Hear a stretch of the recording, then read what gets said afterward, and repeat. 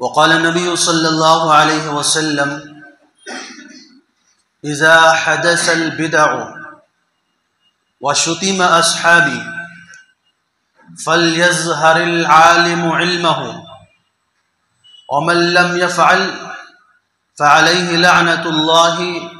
والملائكة والناس أجمعين. وقال النبي صلى الله عليه وسلم من عظم صاحب بدعة فقد أعان على هدم الإسلام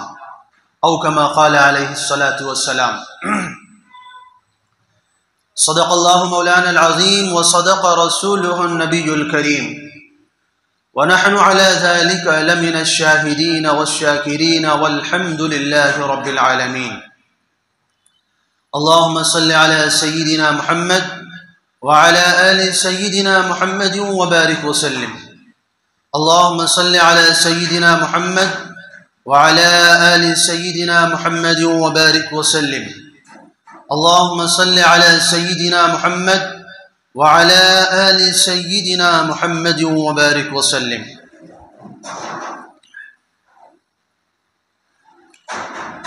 یہ کلمہ فصل گل و لالہ کا نہیں پابند، یہ کلمہ فصل گل و لالہ کا نہیں پابند، بہار ہو کی خزاں لا الہ الا اللہ. اگرچہ بت ہیں جماعت کی آستینوں میں، اگرچہ بت ہیں جماعت کی آستینوں میں، مجھے ہے حکم اذاں لا الہ الا اللہ.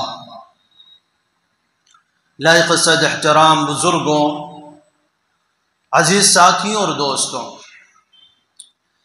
اللہ تبارک و تعالی نے امت محمدیہ کے اوپر بے پناہ احسانات اور انعامات نازل فرمائے ہیں، اور اللہ تعالی نے اس امت کو دو نعمتیں ایسی عطا فرمائی ہیں، دو انمول ہیرے ایسے عطا فرمائے ہیں کہ جس کا کوئی جواب، کوئی مثال، کوئی مثل اور کوئی نظیر موجود نہیں ہے، اور جس پر جتنا بھی ناز کیا جائے، فخر کیا جائے، کم ہے. ان میں سے ایک دولت، ایک نعمت، ایک قیمتی ہیرا رسول اللہ صلی اللہ علیہ وسلم کی ذات گرامی ہے کہ اللہ تبارک و تعالی نے ہم کو آپ صلی اللہ علیہ وسلم کی امت میں پیدا فرمایا، اور آپ ہی کی نسبت سے اللہ تعالی نے ہم کو خیر امت کا خطاب عطا فرمایا. آپ کے اوپر اللہ تعالی نے نبوت کے سلسلے کو ختم فرمایا. اب آپ کے بعد نہ کوئی نبی آئے گا، نہ کوئی رسول آئے گا، نہ کوئی شریعت آئے گی، نہ کوئی کتاب آئے گی، اور نہ ہی آپ کے بعد کسی نئے دین یا نئے شریعت یا نئے قانون کی ضرورت ہے. اور دوسری دولت جو ہے وہ اللہ تبارک و تعالی نے جو ہم امت محمدیہ کو عطا فرمایا ہے وہ ہے کتاب اللہ، اللہ کی کتاب. یہ کتاب بھی بے مثال ہے، بے نظیر ہے، لازوال ہے کہ اللہ تبارک و تعالی نے نہ تو ہمیں جو رسول عطا فرمایا ہے اس رسول کے برابر کا کوئی رسول پیدا کیا، اور نہ ہی اللہ تعالیٰ نے جو ہمیں کتاب عطا فرمایا ہے اس کتاب کے ٹکر کی کوئی کتاب پیدا فرمایا. اب آپ کے بعد نہ تو کسی رسول کی ضرورت ہے، اور قرآن مجید کے بعد نہ کسی کتاب کی ضرورت ہے، اور اسلام کے آنے کے بعد کسی دین کی، کسی شریعت کی، کسی قانون کی، کسی دستور کی ضرورت نہیں ہے. اللہ تبارک و تعالی نے حضرت محمد صلی اللہ علیہ وسلم کی امت میں پیدا فرما کر کے ہم کو قیمتی بنایا ہے. ہم اللہ کے رسول کے امتی ہیں، آپ کے شیدائی ہیں، آپ کے فدائی ہیں، آپ کے دین پر مر مٹنے والے ہیں، آپ کی سنتوں کے اوپر چلنے والے ہیں. یہ چیز ہمیں جو ہے قیمتی بناتی ہے. یہ چیز ہمیں بڑا بناتی ہے، یہ چیز ہمیں عظیم بناتی ہے۔ آپ نے سنا ہوگا عربی زبان کا ایک مقولہ ہے کہ ضرب الغلام اہانۃ المولا۔ ایک آدمی کا کوئی غلام ہوتا ہے، اگر کسی کے غلام کو کوئی مار لگا دیتا ہے تو اس کے اندر آقا کی توہین سمجھی جاتی ہے۔ غلام کو مارنا یا آقا کی توہین ہوتی ہے کہ اتنے بڑے مالک کا غلام ہے پھر بھی مار کھا رہا ہے۔ آپ نے دیکھا ہوگا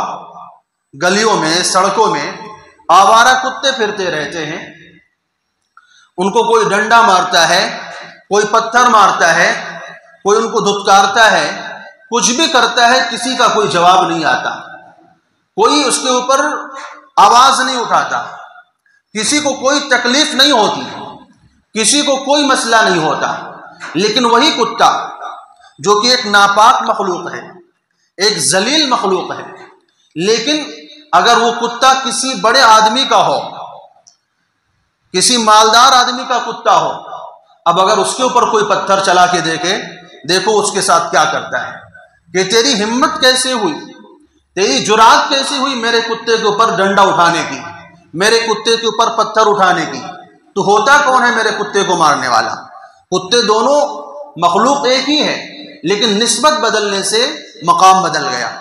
ایک کتے کو کتنا بھی مارو، ڈانٹو، بھگاؤ، کوئی کچھ بولنے والا نہیں ہے، دوسرا ایسا ہے کہ اس کے اوپر لوگ آواز اٹھانا شروع کرتے ہیں، کیوں؟ اس کی نسبت بڑی ہو گئی۔ تو ہم اپنی ذات میں کچھ بھی حیثیت نہیں رکھتے ہیں، ہم گنہگار ہیں، بدکار ہیں، خطا کار ہیں، گناہوں میں ڈوبے ہوئے ہیں، برائیوں کے اندر لت پت ہیں، لیکن ہماری نسبت اللہ کے رسول سے ہے، ہماری نسبت اس محسن کائنات سے ہے جس کو اللہ تعالیٰ نے ساری انسانیت کے لیے رحمت بنا کر کے بھیجا۔ فرمایا وما ارسلناک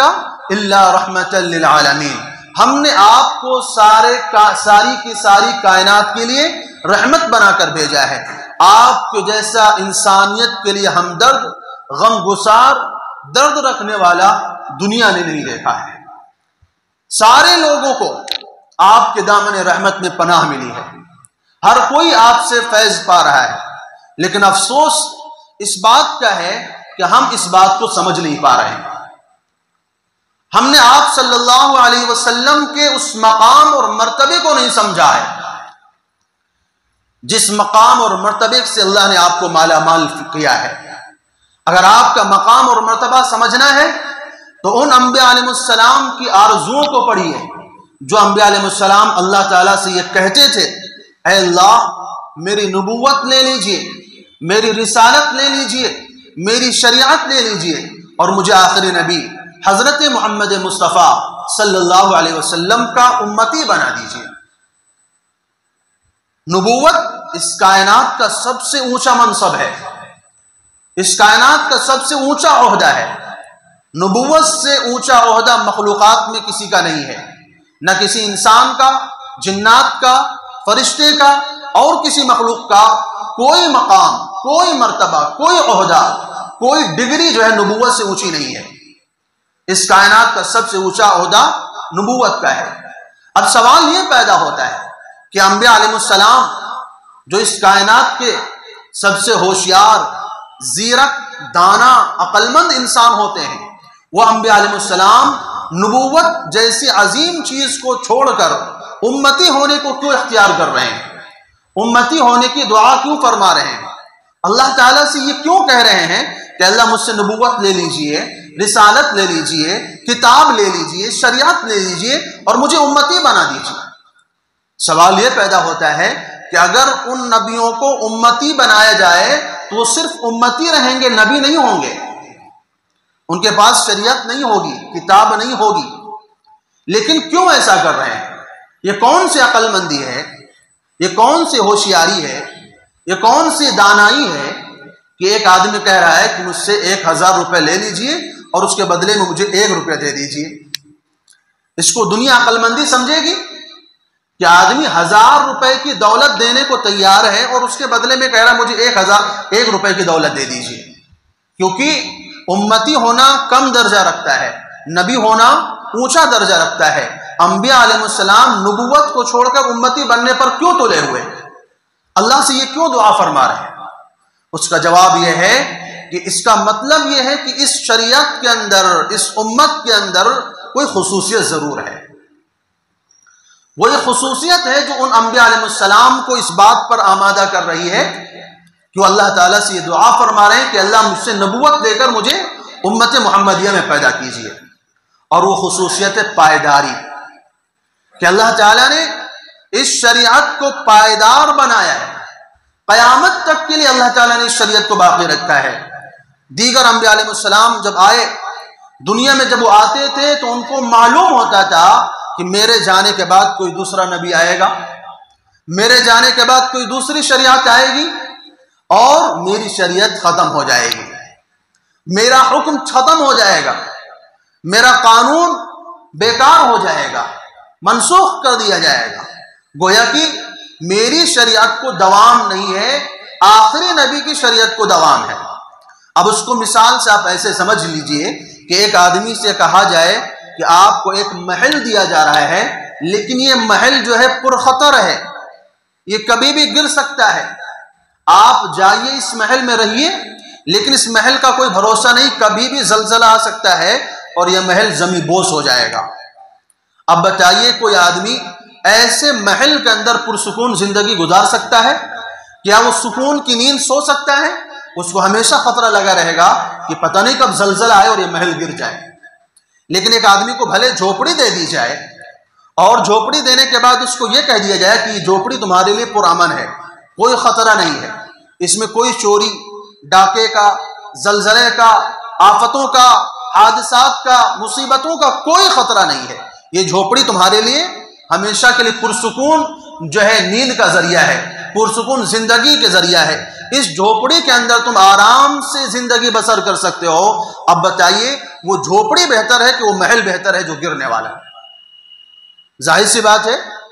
آدمی کو اس محل میں سکون کی نیند تو نہیں آئے گی، لیکن جھوپڑی میں سکون کی نیند آ جائے گی، کیونکہ جھوپڑی خطروں سے پاک ہے۔ انبیاء علیہ السلام کو جب معلوم ہے کہ میری شریعت تو رہنے والی نہیں ہے، میری نبوت کا محل ڈہ جانے والا ہے، میری شریعت کا محل ختم ہو جانے والا ہے، اگلا نبی آتے ہی میری شریعت ختم، اب ایسی شریعت کو نبی کیسے مطمئن ہو سکتا ہے؟ اس لیے نبی کیا دعا کرتے ہیں کہ اللہ محمد صلی اللہ علیہ وسلم کی امت میں پیدا کر دیجئے، کیونکہ ان کو معلوم ہے کہ محمد صلی اللہ علیہ وسلم کی جو شریعت ہے، جو امت آئے گی، وہ ہمیشہ کے لیے ہوگی، کسی علاقے کے لیے، کسی خطے کے لیے، کسی وقت کے لیے نہیں ہوگی، چند سالوں کے لیے نہیں ہوگی، بلکہ مشرق سے لے کر مغرب تک اور شمال سے لے کر جنوب تک، اور تا قیامت، جب تک قیامت قائم نہیں ہو جاتی اس وقت تک کے لیے یہ شریعت باقی رکھی جائے گی۔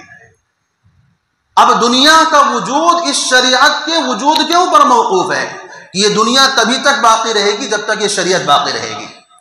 جس دن یہ شریعت ختم، یہ دنیا بھی ختم کر دی جائے گی۔ اللہ تعالیٰ نے اس دنیا کی بقا کو امت محمدیہ کی بقا کے ساتھ رکھا ہے۔ حدیث میں آپ نے سنا نہیں کہ لا تقوم الساعة حتى يقال في الارض اللہ اللہ اللہ، کہ قیامت اس وقت تک قائم نہیں ہو سکتی جب تک زمین میں اللہ اللہ نہ کہا جائے۔ اب یہ بتائیے اس کائنات میں کون سی امت ہے جو اللہ اللہ کہتی ہے؟ یہودی کہتے ہیں، عیسائی کہتے ہیں، ہندو کہتے ہیں، بت پرست کہتے ہیں، یا اور کسی مذہب کے ماننے والے اللہ کا نام لیتے ہیں۔ اگر اس کائنات میں کوئی مخلوق، کوئی امت، کوئی گروہ، کوئی جماعت ایسی ہے جو اللہ کا نام لیتی ہے، وہ کون ہے؟ امت محمدیہ ہے، وہ حضرت محمد صلی اللہ علیہ وسلم کی امت ہے۔ تو گویا کہ نبی نے یہ فرما دیا ہے کہ یہ دنیا تبھی تک باقی ہے جب تک یہ شریعت باقی رہے گی، یہ امت باقی رہے گی، یہ دین باقی رہے گا، اور جب یہ شریعت ختم ہو جائے گی یہ دنیا بھی ختم ہو جائے گی۔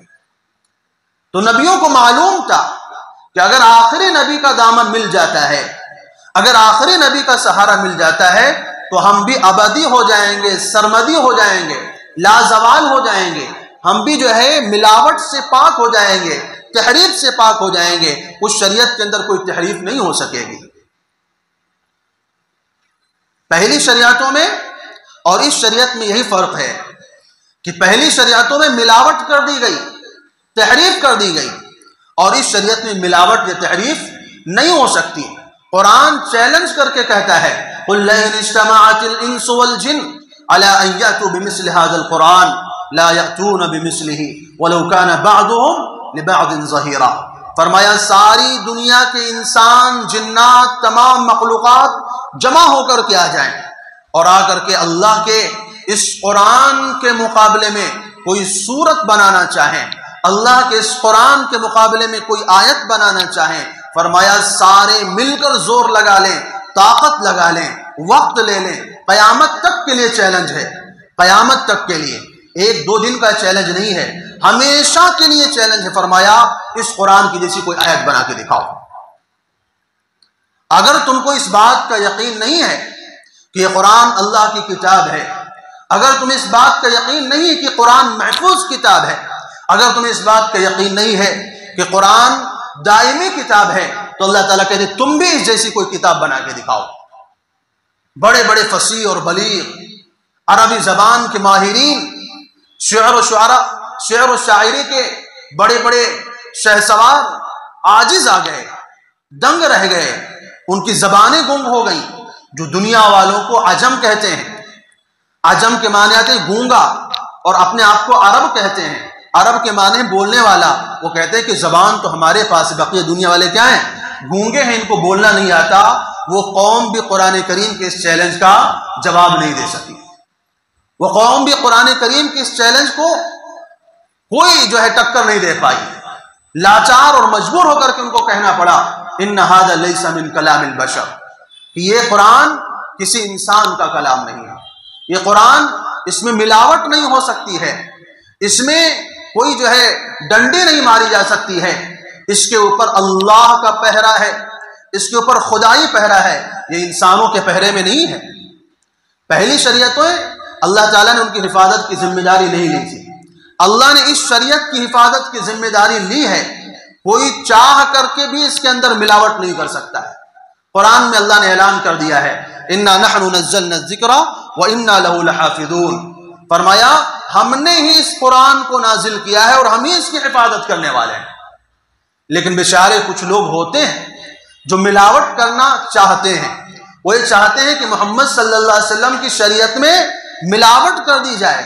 اپنی طرف سے بھی بات شامل کر دی جائے، کیونکہ جب مزاج میں گراوٹ آئے، جب اخلاق میں گراوٹ آئے، جب کردار میں گراوٹ آئے،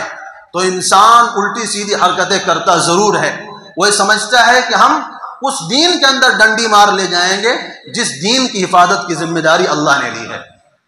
وہ یہ سمجھتا ہے کہ ہم اس شریعت کو تبدیل کر لیں گے جس شریعت کو تبدیل ہونے سے محفوظ ہونے کا اعلان اللہ تبارک و تعالیٰ نے کیا ہے۔ چنانچہ وہ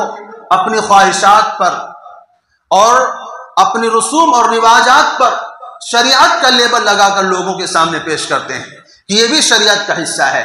حالانکہ کسی چیز کو شریعت کا حصہ ہونے کے لیے نسب نامہ ہونا ضروری ہوتا ہے۔ نسب نامہ کے بغیر کوئی بات قابل قبول نہیں ہوتی ہے، اور جو چیز بغیر نسب کی ہوتی ہے اس کی کوئی وقعت نہیں ہوتی ہے۔ اس کی مثال آپ ایسے سمجھیے کہ دو بچے کھیل رہے ہیں، ایک بچہ بہت خوبصورت ہے، انتہائی حسین و جمیل ہے، چہرہ چمکدار ہے، سینہ کشادہ ہے، پیشانی روشن ہے، ناک کھڑی ہے، آنکھیں بڑی بڑی ہیں، دیکھنے میں ایسا محسوس ہوتا ہے کہ آفتاب اور مہتاب ہو۔ اور دوسرا بچہ ایسا ہے جو کالا کلوٹا ہے، موٹے موٹے ہونٹ ہیں، گھنگرالے بال ہیں، قد بھی پستہ ہے اور ناک بھی چپٹی ہوئی ہے اور رنگ بھی بالکل سیاہ کوے کی طرح ہے۔ اب ان دونوں بچوں میں سے آپ ایک کے پاس جاتے ہیں، اس کالے کلوٹے بچے کے پاس پہنچتے ہیں اور جا کے پوچھتے ہیں کہ تیرا کیا نام ہے؟ وہ کہتا ہے میرا نام عبداللہ ہے۔ تیرے والد کا کیا نام ہے؟ میرے والد کا نام عبد الرحمن ہے۔ کہا اچھی بات ہے۔ اب دوسرا بچہ جو انتہائی خوبصورت ہے، حسن و جمال کا پیکر ہے، اس سے جا کر کے پوچھتے ہیں کہ تیرا نام کیا ہے؟ وہ اپنا نام بتاتا ہے، میرا نام فلاں ہے۔ کہا تیرے والد کا نام کیا ہے؟ اس نے کہا والد کا نام تو پتہ نہیں ہے، جا کے پوچھ کے آ کے بتاتا ہوں۔ والد کا نام تو معلوم نہیں ہے، جا کے امی سے پوچھ کر کے بتاتا ہوں کہ میرے والد کا نام کیا ہے۔ اب بے اولاد بچہ امی کے پاس جاتا ہے، امی ہم دونوں بچے کھیل رہے تھے، ایک صاحب آئے، اس نے فلاں بچے سے جو کالا کلوٹا تھا اس سے پوچھا تیرا نام کیا، اس نے اپنا نام بتا دیا، اور جب اس سے پوچھا تیرے ابا کا نام کیا ہے، اس نے اپنے ابا کا نام بھی بتا دیا۔ اب مجھ سے انہوں نے پوچھا کہ تمہارا نام کیا ہے، مجھے اپنا نام تو معلوم تھا، میں نے وہ تو بتا دیا ہے، لیکن اب یہ بتائے کہ میری ابو کا نام کیا ہے۔ اس کی امی کہتی ہے کہ جس کے ایک باپ ہوتے ہیں اس کو اپنے باپ کا نام پتا ہوتا ہے، تیرے تو ہزاروں باپ ہیں، تو کتنے باپوں کا نام گنوائے گا؟ کیا مطلب ہے اس واقعے کا؟ یعنی ایک ایسا ہے جو اگرچہ دیکھنے میں کالا کلوٹا ہے، بد شکل ہے، لیکن صحیح النسب ہے، حلالی ہے، اس کے باپ کا نام پتہ ہے۔ دوسرا دیکھنے میں بڑا خوبصورت ہے، بڑا حسن و جمال والا ہے، لیکن اس کے باپ کا نام پتہ نہیں ہے۔ اب آپ کی نظر میں صحیح کون سا ہے؟ حلالی صحیح ہے کہ وہ بچہ صحیح ہے جس کے باپ کا نام پتہ نہیں ہے، جس کو معاشرے میں حرامی کے لفظ سے کہا جاتا ہے؟ ظاہر سی بات ہے۔ تو سنت وہ ہوتی ہے جو حلالی ہوا کرتی ہے۔ سنت کا نسب اللہ سے ملتا ہے، سنت کا نسب رسول اللہ سے ملتا ہے، اور سنت کا نسب آخری درجے میں صحابہ سے ملتا ہے۔ رسول اللہ صلی اللہ علیہ وسلم نے ان کو اپنی رضا کا پروانہ دیتے ہوئے فرمایا، اصحابی کالنجوم، میرے صحابہ ستاروں کے مانند ہیں، بِأَيِّهِمْ اقْتَدَيْتُمْ اهْتَدَيْتُمْ، جس کی بھی پیروی کرو گے، جس کی بھی راہ اپناؤ گے، تم راستہ پا جاؤ گے۔ تو شریعت کا عمل ہونے کے لیے ثبوت نسب ہونا ضروری ہے۔ کوئی دیکھنے میں کتنا بھی خوبصورت ہو، لیکن وہ دیکھنے کی وجہ سے اس کے خوبصورت ہونے کی وجہ سے وہ صحیح النسب نہیں ہو جائے گا، اس کو اپنے باپ کا نام بتانا ہی پڑے گا۔ اگر وہ یہ کہہ رہا ہے کہ میں اس قوم کا حصہ ہوں، اس عمل کا حصہ ہوں، اس شریعت کا حصہ ہوں، تو اس کو اپنا نسب پیش کرنا پڑے گا کہ تیرا نسب نامہ بتا۔ شریعت مصطفیٰ بھی محفوظ شریعت ہے، اللہ تعالیٰ نے اس شریعت کو قیامت تک کے لیے محفوظ کیا ہے، اور جب بھی آپ کے سامنے کوئی عمل آئے، کوئی فعل آئے، تو اس سے نسب پوچھا جائے گا، اپنے نسب بتا، عمل کا ثبوت بتا، اس کے بعد اس عمل کو اپنایا جائے گا۔ اگر اس عمل کا نسب معلوم نہیں ہے، اس عمل کا ثبوت نہ تو اللہ سے ملتا ہے، نہ تو نبی سے ملتا ہے، نہ تو صحابہ سے ملتا ہے، وہ عمل دیکھنے میں تو اچھا ہو سکتا ہے، لیکن اللہ کے ہاں مقبول نہیں ہو سکتا ہے، اللہ کی نظر میں مردود عمل ہوگا۔ اللہ تعالیٰ نے اپنی شریعت کو ایسا محفوظ کیا ہے کہ اس وقت کی امت کے اندر بڑے بڑے علماء پیدا ہوئے، علم کے آفتاب اور مہتاب آئے، امام اعظم ابو حنیفہ جیسا جو ہے فقیہ بھی پیدا ہوا، امام مالک جیسا عالم بھی پیدا ہوا، امام شافعی جیسا جو ہے فقیہ بھی پیدا ہوا، امام احمد بن حنبل جیسا محدث بھی پیدا ہوا، لیکن جب وہ بھی کوئی بات کہتے ہیں، وہ بھی کوئی قول پیش کرتے ہیں، ان سے دلیل مانگی جاتی ہے، ثبوت پیش کرو۔ جب تک ثبوت نہیں پیش کرتے، تمہارے اس عمل کا، تمہارے اس قول کا ہماری نظر میں کوئی اعتبار نہیں ہے۔ امام بخاری جیسا محدث، جس کی کتاب کے بارے میں علماء نے فیصلہ کیا، محدثین نے یہ کہا ہے، اصح الکتب بعد کتاب اللہ تعالی الصحیح البخاری تحت ادیم السماء، اس آسمان کے نیچے قرآن مجید کے بعد سب سے مستند، سب سے مضبوط اور معتبر کوئی کتاب ہے تو وہ صحیح بخاری ہے۔ لیکن وہ بخاری بھی جب کوئی بات پیش کرتا ہے، جب کوئی قول پیش کرتا ہے، جب کوئی حدیث پیش کرتا ہے، اسے سند مانگی جاتی ہے، ثبوت پیش کرو۔ تم بخاری ہو تو ہوگے، تم ابو حنیفہ ہو تو ہوگے، لیکن تمہیں پہلے اپنے قول کے لیے ثبوت پیش کرنا پڑے گا، اپنے عمل کے لیے دلیل دینی پڑے گی، اپنے عمل کو ثابت کرنے کے لیے اللہ کے رسول تک اس کا جو ہے سلسلہ نسب پیش کرنا پڑے گا۔ جب تک تم نسب پیش نہیں کرتے، ہم تمہارے عمل کو مقبول نہیں مانتے، تمہارے قول کو ہم قبول نہیں کرتے۔ بخاری شریف پڑھیے، دیکھیے امام بخاری کیا کہتے ہیں، حدثنا فلان قال حدثنا فلان قال حدثنا فلان عن فلان عن ابی ہریرہ عن النبی صلی اللہ علیہ وسلم قال قال رسول اللہ صلی اللہ علیہ وسلم۔ باقاعدہ امام بخاری کو اپنا نسب پیش کرنا پڑتا ہے، مجھ سے فلاں نے بتایا، ان سے فلاں نے بتایا، ان سے فلاں نے بتایا، ان سے فلاں نے بتایا، ان سے ابو ہریرہ نے بتایا، اور انہوں نے نبی صلی اللہ علیہ وسلم کو یہ فرماتے ہوئے سنا ہے کہ نبی نے ایسا کہا ہے۔ تو کوئی کچھ بھی کہہ جائے، اس کے عمل کو یوں ہی تھوڑی مان لیا جائے گا۔ اس کے قول کو یوں ہی تھوڑی قبول کر لیا جائے گا جب تک اس عمل کا ثبوت اور اس عمل کا جو ہے نسب رسول اللہ صلی اللہ علیہ وسلم سے نہیں ملے گا، وہ عمل مردود ہوگا۔ اسی لیے تو رسول اللہ صلی اللہ علیہ وسلم نے فرمایا ہے من احدث فی امرنا ھذا ما لیس منہ فہو رد، جو شخص میری شریعت میں کوئی ایسی بات لے کر کے آئے جس کا کوئی ثبوت نہیں ہے، جس کا کوئی نسب نہیں ہے، جس کی کوئی دلیل نہیں ہے، وہ عمل مردود ہے، اس عمل کو قبول نہیں کیا جائے گا۔ اور فرمایا اگر ایسا آدمی آتا ہے اور آ کر کے میری شریعت کے اندر اضافے کرنے کی کوشش کرتا ہے، میری شریعت کے اندر ڈنڈے مارنے کی کوشش کرتا ہے، میری شریعت کے اندر نیا راستہ نکالنے کی کوشش کرتا ہے، فرمایا ایسے وقت میں امت کی ذمہ داری کیا ہے؟ فرمایا اذا ظہر البدع، جب امت کے اندر بدعتوں کا رواج ہو جائے، بدعتیں پھیل جائیں، وشتم اصحابی، اور میرے صحابہ کو برا بھلا کہا جائے، میرے صحابہ کو گالی دیا جائے، میرے وہ صحابہ جن کو اللہ کے رسول نے فرمایا کہ میرے صحابہ ستاروں کے مانند ہیں، میرے صحابہ ایسے ہیں کہ جن کی بھی اقتداء کرو گے تم سیدھا جنت کو جاؤ گے۔ فرمایا من احبہم فبحبی احبہم ومن ابغضہم فببغضی ابغضہم، فرمایا اللہ فی اصحابی لا تتخذوہم غرضا من بعدی، اللہ سے ڈرو، اللہ سے ڈرو میرے صحابہ کے بارے میں، اللہ سے ڈرو میرے صحابہ کے بارے میں، میرے جانے کے بعد، میرے دنیا سے پردہ فرمانے کے بعد میرے صحابہ کو نشانہ نہیں بنانا، میرے صحابہ کو برا بھلا نہیں کہنا، میرے صحابہ کو گالی نہیں دینا۔ اگر کوئی ایسا کرتا ہے، اگر کوئی میرے صحابہ کو برا بھلا کہتا ہے، اس کے اوپر اللہ کی لعنت ہو، فرشتوں کی لعنت ہو اور تمام مخلوقات کی لعنت ہو۔ اذا رأیتم الذین یسبون اصحابی، فرمایا جب تم ان لوگوں کو دیکھو جو میرے صحابہ کو برا بھلا کہہ رہے ہوں تو تم کہو ان کو لعنت اللہ علی شرکم، اللہ کی لعنت ہو تمہاری اس خباثت کے اوپر، اللہ کی لعنت ہو تمہاری اس بکواس کے اوپر۔ فرمایا من احبہم فبحبی احبہم، اگر کوئی صحابہ سے محبت کرتا ہے تو وہ مجھ سے محبت رکھنے کی وجہ سے صحابہ سے محبت کرتا ہے، اور اگر کوئی میرے صحابہ سے نفرت کرتا ہے، دشمنی کرتا ہے، تو مجھ سے دشمنی رکھنے کی وجہ سے صحابہ سے دشمنی کرتا ہے۔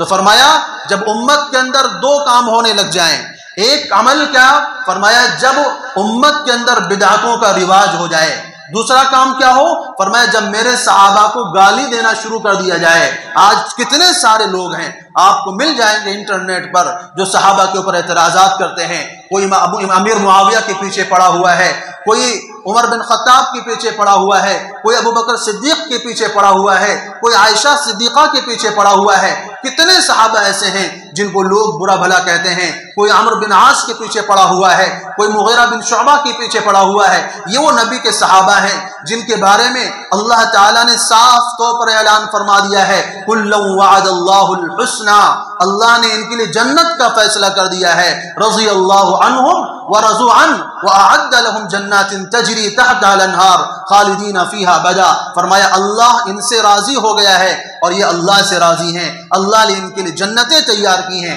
جن کے نیچے سے نہریں بہ رہی ہوں گی۔ تو فرمایا جب یہ دو کام ہونے لگے تو اب کیا کرنا چاہیے؟ فَلْيَظْهَرِ الْعَالِمُ عِلْمَهُ، فرمایا عالم کو اپنا علم بیان کرنا چاہیے۔ اب عالموں کی ذمہ داری بنتی ہے، علماء کی ذمہ داری بنتی ہے کہ وہ صحابہ کو گالی دینے والوں پر رد کریں اور بدعتوں کے رواج دینے والوں کی پکڑ کریں۔ فرمایا وَمَن لَّمْ يَفْعَلْ، اور اگر کوئی عالم ایسا نہیں کرتا ہے فَعَلَيْهِ لَعْنَةُ اللَّهِ، تو اس کے اوپر اللہ کی لعنت ہے، وَالْمَلَائِكَةُ، اور فرمایا اللہ کے فرشتوں کی لعنت ہو، وَالنَّاسِ اجمعین، اور تمام لوگوں کی لعنت۔ تو اللہ کے رسول صلی اللہ علیہ وسلم نے اپنے عمل سے، اپنے قول سے، اپنے حدیث سے ہمیں یہ بتایا ہے کہ امت کے اندر وہی عمل قابل قبول مانا جائے گا جس کا ثبوت، جس کا سلسلے نسب اللہ تک، رسول اللہ تک، صحابہ تک پہنچتا ہوگا۔ اور اگر جس عمل کا ثبوت اگر رسول اللہ تک نہیں پہنچتا ہے، جس عمل کا ثبوت اللہ تک نہیں پہنچتا ہے، جس عمل کا ثبوت جو ہے صحابہ تک نہیں پہنچتا ہے، تو وہ عمل دیکھنے میں بھلے خوبصورت ہو، اگرچہ وہ کتنا حسین و جمیل ہو، لیکن وہ عمل اللہ کی نظر میں مقبول نہیں ہو سکتا ہے۔ اس کی مثال اسی حرامی بچے کی طرح ہے جو دیکھنے میں تو بڑا حسین و جمیل ہے لیکن اس کو اپنے باپ کا نام معلوم نہیں ہے۔ سنت ثبوت مانگتی ہے،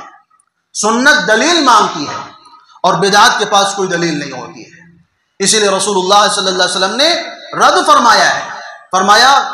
کل محدثۃ بدعہ، ہر بدعت جو ہے، ہر نئی بات بدعت ہوتی ہے، وکل بدعت ضلالہ، اور ہر بدعت جو ہے گمراہی ہوتی ہے، وکل ضلالۃ فی النار، اور ہر گمراہی جہنم میں لے جانے والی ہوتی ہے۔ تو یہ فرق ہوتا ہے سنت اور بدعت میں، کہ سنت کے لیے نسب موجود ہوتا ہے، بدعت کے لیے نسب موجود نہیں ہوتا ہے۔ اب بہت مرتبہ ایسا ہوتا ہے، کوئی عمل، کوئی فعل کسی کے اوپر اگر رد کیا جائے تو کیا کہا جاتا ہے؟ بھئی دلیل تو ہے ہی نہیں، نسب تو ہے نہیں، نسب نامہ تو موجود نہیں ہے۔ اگر ان سے یہ پوچھا جائے اس عمل کی دلیل نبی سے دکھائیے، اس عمل کی دلیل قرآن سے پیش کیجئے، اس عمل کی دلیل صحابہ سے پیش کیجئے، تو کہتے ہیں نہیں، ہمارے ہاں ایسا ہوتا چلا آیا ہے۔ یہ عمل کیا ہے؟ ایسا ہوتا چلا آیا ہے، اور ہمارے ہاں ایسا ہی ہوتا ہے۔ تو اسی طرح کا کہتے ایک واقعہ ہے کہ ایک مرتبہ ایک آدمی تھا، نماز پڑھنے کے لیے جا رہا تھا، نگاہوں سے تھوڑا کمزور تھا، اور بوڑھا ہونے کی وجہ سے بدن میں طاقت بھی کم تھی۔ فجر کی نماز کے لیے جا رہا تھا، اور عام طور پر جب آدمی بڑی عمر کا ہو جاتا ہے تو رات کو نیند بھی نہیں آتی، اس لیے وہ رات ہی کو اٹھا اور مسجد کے لیے جانے لگا۔ جب مسجد جا رہا تھا تو راستے میں ایک نالا پڑتا تھا۔ جب وہ آدمی اس نالے کے پاس پہنچا تو نگاہ بھی کمزور،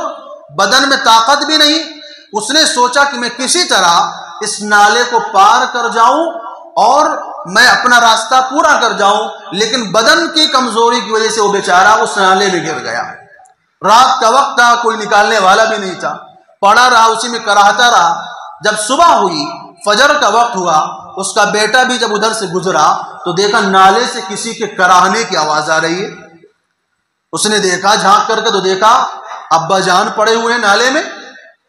اب اس بیٹے کو کرنا کیا چاہیے تھا؟ اس بیٹے کو کرنا یہ چاہیے تھا کہ باپ کو نالے سے نکالتا۔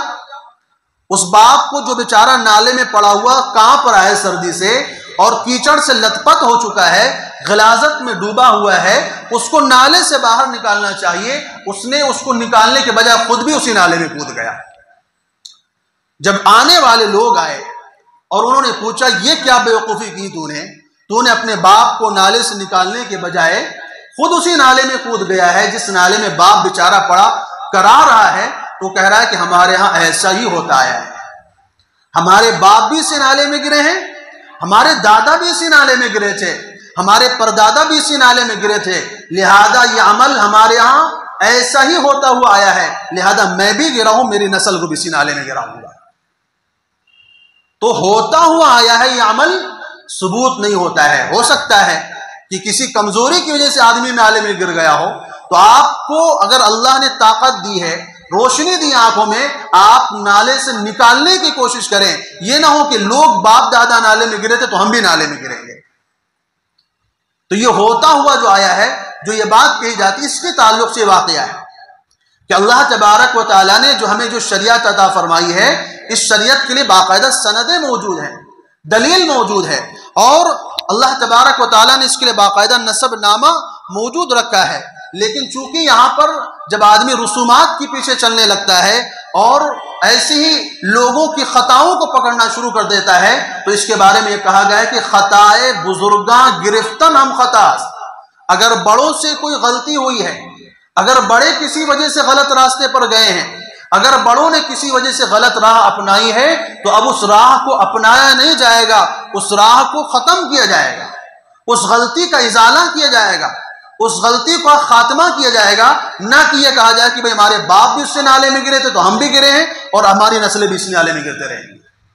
تو اللہ تعالیٰ نے اپنے آقا، اپنے پیارے نبی حضرت محمد صلی اللہ علیہ وسلم کو جو شریعت عطا فرمائی ہے، یہ قرآن اور سنت کی وہ پاکیزہ شریعت ہے، صاف ستھری شریعت ہے، جس کے اندر ذرہ برابر بھی شک و شبہ کی گنجائش نہیں ہے۔ مجدد الفسانی رحمۃ اللہ علیہ فرماتے ہیں، لوگوں نے اس چیز کی ایک تقسیم کی ہے، کہتے ہیں ایک بدعت حسنہ ہوتی ہے اور ایک بدعت سیئہ ہوتی ہے، یعنی ایک خوبصورت اور ایک بدصورت بدعت ہوتی ہے۔ اس کے تعلق سے امام ربانی مجدد الفسانی کہتے ہیں کہ ہر محدث بدعت است و ہر بدعت گمراہی است پس حسن از کجا آمد، فرماتے ہیں کہ جب ہر نئی بات بدعت ہوتی ہے اور ہر بدعت گمراہی ہوتی ہے تو یہ حسن اس کے اندر کہاں سے آ گیا، یہ خوبصورتی آپ نے اس میں کہاں سے پیدا کر دی۔ اسی کے تعلق سے امام دار الہجرت امام مالک رحمۃ اللہ علیہ نے فرمایا من ابتدع فی الاسلام بدعتا یراها حسنتا فقد زعم ان النبی صلی اللہ علیہ وسلم خان الرسالۃ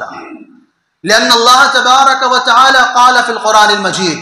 اليوم أكملت لكم دينكم وأتممت عليكم نعمتي ورضيت لكم الإسلام دينا، فرمایا فما لم يكن يومئذ دينا لا يكن اليوم دينا،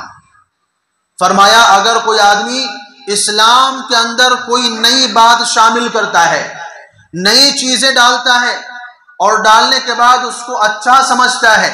اس کو بہتر سمجھتا ہے، اس کو خوبصورت قرار دیتا ہے، یہ بہت اچھی چیز ہے، یہ دیکھنے میں اچھی معلوم ہوتی ہے، تو اس نے یہ دعویٰ کیا کہ ان نبی صلی اللہ علیہ وسلم خان الرسالۃ، کہ نبی صلی اللہ علیہ وسلم نے رسالت کے اندر خیانت کی ہے۔ کیوں؟ وہ ایسا کیوں کہہ رہا ہے اپنے عمل سے؟ کیونکہ اللہ تعالیٰ نے قرآن میں فرما دیا ہے الیوم اکملت لکم دینکم، میں نے تمہارے واسطے اپنا دین مکمل کر دیا ہے، اپنی شریعت تام کر دی ہے۔ اب اس شریعت کے اندر کوئی رد و بدل کی گنجائش نہیں ہے، کوئی نئی بات ڈالنے کی گنجائش نہیں ہے، کسی اضافے کا کوئی جواز یا کوئی راستہ موجود نہیں ہے۔ اب اگر کوئی آدمی کوئی نئی چیز اس کے اندر اضافہ کرنا چاہتا ہے، وہ اپنے عمل سے کیا کہنا چاہتا ہے کہ اب اگر کسی بات کا حکم نبی نے نہیں دیا ہو، کسی بات کا ثبوت قرآن میں موجود نہ ہو، کسی عمل کا ثبوت صحابہ کی زندگی سے موجود نہ ہو، تو وہ کہنا کیا چاہتا ہے؟ یا تو اللہ تعالیٰ جھوٹ بول رہے ہیں یا تو نبی صلی اللہ علیہ وسلم نے ڈنڈی ماری ہے،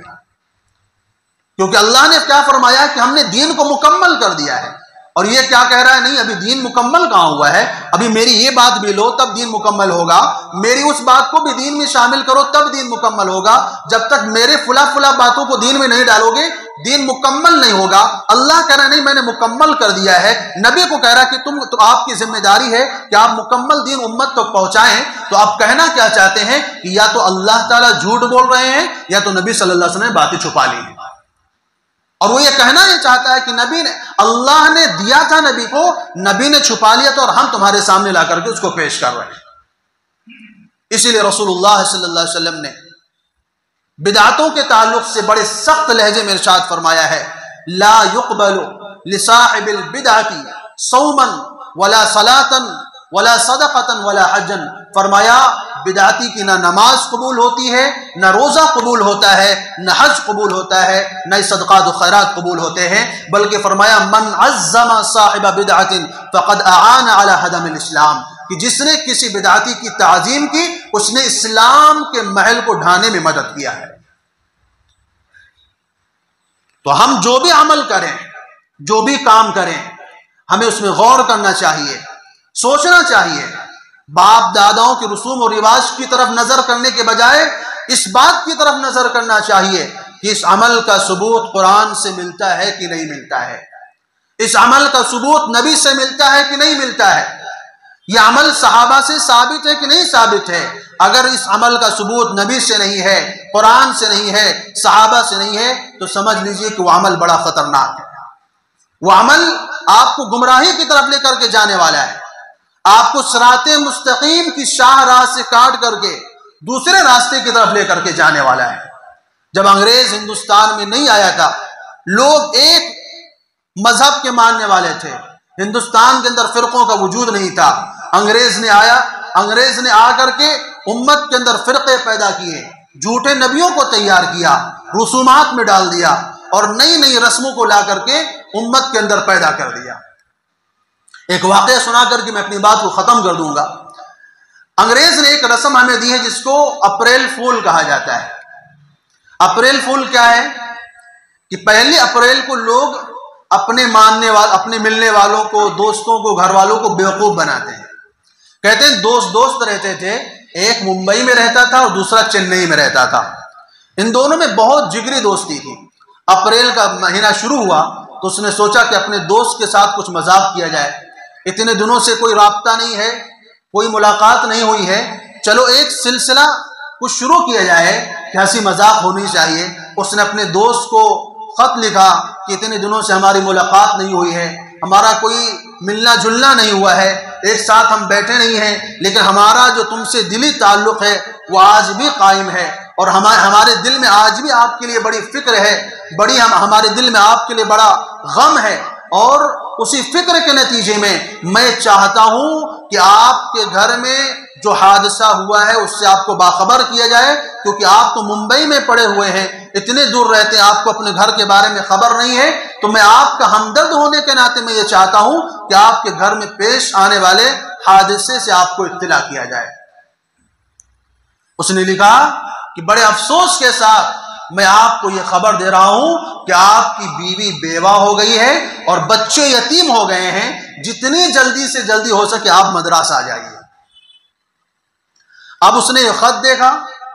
خط دیکھنے کے بعد کہا یہ تو بڑے افسوس کی بات ہے، بیچارہ کہاں آفس جا رہا تھا، نوکری پہ جا رہا تھا، رونا دھونا شروع کر دیا کہ ہائے میری بیوی بیوہ ہو گئی، میرے بچے یتیم ہو گئے۔ اب جب اس کو روتا ہوا دیکھا، دہاڑے مار مار کر رو رہا ہے، تو آس پاس کے لوگ بھی رونا شروع ہو گئے۔ انہوں نے بھی وجہ نہیں پوچھی کہ بیچارہ رو کیوں رہا ہے۔ اب وہ بھی سوچے کہ کوئی بڑا حادثہ پیش آ گیا ہوگا، کوئی بڑی مصیبت گھر میں نازل ہو گئی ہوگی، اب پوچھنے کا کیا مطلب ہے، چلو اس کے غم میں ہم بھی ساتھ دیتے ہیں، اور وہ بھی رونا شروع ہو گئے۔ آنے والے آتے گئے، رونے والے روتے گئے، کوئی بھی پوچھنے کو تیار نہیں کہ رو کیوں رہا ہے۔ ایک عقل مند بیچارہ آیا، اس نے آ کر کے دیکھا کہ اتنے سارے لوگ بیٹھ کے رو رہے ہیں، یہ رونے کی وجہ کیا ہے، رونے کا سبب کیا ہے۔ اس نے پوچھا کیا بات ہے، اپنے پاس والے سے پوچھا کیوں رو رہے ہو۔ اس نے کہا ہمیں تو معلوم نہیں، ہم نے دوسروں کو روتے ہوئے دیکھا ہے تو ہم بھی رونے میں شامل ہو گئے ہیں۔ اگلے سے پوچھا، اس نے اگلے کی طرف بھیج دیا، دھیرے دھیرے کرتے ہوئے اس آدمی تک معاملہ پہنچا جو آدمی کے گھر سے خط آیا ہوا تھا۔ اس نے پوچھا کیا بات ہے، کیوں رو رہے ہو؟ کہا تمہیں کیا مطلب ہے، تم ہمارے کیسے غم گسار ہو کہ ہم سے رونے کی وجہ پوچھ رہے ہو؟ ہمارے گھر میں اتنا بڑا حادثہ پیش آ گیا ہے، اتنی بڑی مصیبت نازل ہو گئی ہے، اور تم ہمارے ساتھ رونے کے بجائے ہم سے آ کے دلیل مانگ رہے ہو، ثبوت مانگ رہے ہو کہ کیوں رو رہا ہوں، اس کا مطلب تم ہمارے خیر خواہ نہیں ہو۔ اس نے کہا ذرا دکھاؤ تو کیا لکھا ہے پرچے میں۔ پرچے میں لکھا ہوا، کہ جب پرچے کو دکھایا تو پرچے میں لکھا ہوا تھا کہ تیری بیوی بیوہ ہو گئی ہے اور تیرے بچے یتیم ہو گئے ہیں۔ کہا پاگل، جب تو زندہ بیٹھا ہوا ہے، تو خود بخود موجود ہے، تو تیری بیوی بیوہ کیسے ہو سکتی ہے، تیرے بچے یتیم کیسے ہو سکتے ہیں؟ اب اس کو احساس ہوا کہ یار یہ تو بہت بڑی بیوقوفی کر دیا میں نے، بہت بڑا غلط کام کر دیا ہے۔ اب اپنے آپ کو ٹٹول رہا ہے، ادھر ادھر دیکھ رہا کہ میں تو زندہ بیٹھا ہوں، تو پھر میری بیوی بیوہ کیسے ہوئی، میرے بچے یتیم کیسے ہوئے۔ اس کے دوست نے تو اپریل فول منایا تھا، اس کے ساتھ مذاق کیا تھا، لیکن اب اس کو معلوم ہو گیا کہ اتنے سارا مجمع موجود ہے اور سب کے سامنے اب میری کھلی اڑنے والی ہے، مجھے بیوقوف ثابت کر دیا جائے گا۔ اس نے کہا تم جاؤ، ہم تمہاری بات نہیں مانتے ہیں۔ جب ہمارے دوست نے لکھ دیا کہ تمہاری بیوی بیوہ ہو گئی ہے تو ہماری بیوی بیوہ ہو گئی ہے، ہمارے بچے یتیم ہو گئے ہیں، اب ہمیں ثبوت دینے کی ضرورت نہیں ہے، جو کہہ دیا سو کہہ دیا ہے۔ تو یہ ہوتی ہے بدعت کی گاڑی کہ بدعت کیا ہوتی ہے، اس کے پاس ثبوت نہیں ہوتا ہے، بس جو کہہ دیا تو کہہ دیا۔ آپ پوچھے سب نسب پیش کیجئے، دلیل پیش کیجئے، نہیں بھائی ایسا ہوتا ہوا آیا ہے، جب کہہ دیا ہے ہمارے بڑوں نے ایسا کیا ہے تو ویسا ہی کریں گے۔ اب آپ ہم سے ثبوت مت پوچھئے، ہم سے نسب مت مانگیے، ہم سے یہ بات مت پوچھئے کہ اس عمل کا شریعت سے کیا تعلق ہے، قرآن میں کیا اس کا حکم ہے، نبی کی زندگی سے اس کا کیا لینا دینا ہے، اور شریعت سے کیا لینا دینا ہے، کیا صحابہ نے اس عمل کو کیا ہے کہ نہیں کیا، نہیں، بس ہمارے بڑوں نے کیا ہے۔ تو کہنے کا خلاصہ کا مطلب یہ ہے کہ سنت ایک شاہراہ کی مانند ہے، سنت ایک ہائی وے ہے جو ہمیشہ اپنے چلنے والے کو سیدھے راستے کی طرف لے کر کے جاتی ہے۔ ادھر ادھر بھٹکیں گے، گلی کوچوں میں جائیں گے، چھوٹی روڈوں کی طرف جائیں گے، گمراہی کا شکار ہو جائیں گے، لیکن اگر سنت کی شاہراہ کو اپنائیں گے، سنت جہاں بھی ہوگی ایک ہوگی، وہ چاہے ہندوستان میں ہو، عرب میں ہو، امریکہ میں ہو، یورپ میں ہو، آسٹریلیا میں ہو، جو سنت ہوگی وہ ہمیشہ ایک جگہ، ہر جگہ ایک ہی ہوگی، لیکن بدعت جو ہوگی وہ ہر گلی میں الگ ہوگی، ہر خطے میں الگ ہوگی، ہر شہر میں الگ الگ ہوا کرے گی۔ تو قرآن ہم سے، شریعت ہم سے مطالبہ کرتی ہے کہ ہم سنت کی شاہراہ پر آ جائیں۔ اللہ نے ہمیں ایک قیمتی ہیرا دیا ہے، اپنے نبی کی زندگی کو، اور اس نبی کی زندگی کو اللہ نے ہمارے لیے فرمایا ہے لقد کان لکم فی رسول اللہ اسوۃ حسنہ، تمہارے واسطے اللہ کی رسول کی زندگی میں نمونہ ہے جو نبی سے ثابت ہو، ما آتاکم الرسول فخذوہ وما نہاکم عنہ فانتہوا، فرمایا جو نبی تم کو دے دے اس کو اپنا لو، اور جس چیز سے نبی تم کو منع کر دے اس سے باز آ جاؤ۔ جب نبی نے خود بدعتوں کی تردید فرمائی ہے اور خود فرمایا ہے علیکم بسنتی وسنت الخلفاء الراشدین، تم میری سنتوں پر چلو اور میرے صحابہ کی سنتوں پر چلو، اور فرمایا اس کے علاوہ جو بھی چیزیں ہیں ان کو چھوڑ دو، ان سے الگ ہو جاؤ ورنہ گمراہی کا شکار ہو جاؤ گے۔ تو پھر اللہ نے جو معصوم نبی ہمیں دیا ہے، ہم اس معصوم نبی سے جو بات ثابت ہوگی اس کو تو اپنائیں گے، جو غیر معصوموں سے جو باتیں ہمارے تک آئیں گی ان سے دلیل پوچھی جائے گی، ان سے پہلے ثبوت مانگا جائے گا۔ کسی عالم کا،